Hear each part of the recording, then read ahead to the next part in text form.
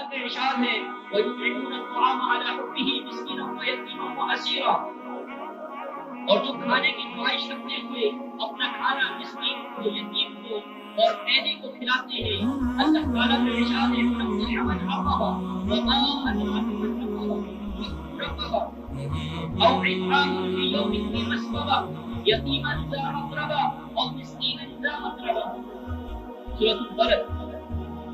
لیکن وہ گھاٹی سے ہو کر نہ نکلا، اور اے رسول آپ کو کیا معلوم کہ گھاٹی کیا ہے؟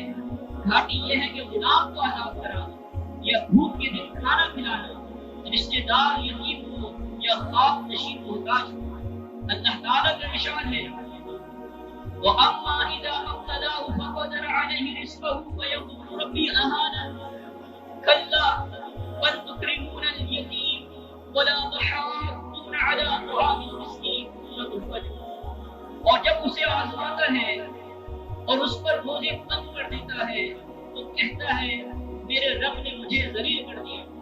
اللہ بلا وجہ ہرگز ایسا نہیں کرتا، بلکہ ایسا اسی وقت کرتا ہے جب تم یتیم کی عزت نہیں کرتے، مسکین کو کھانا کھلانے کی ترغیب نہیں دیتے۔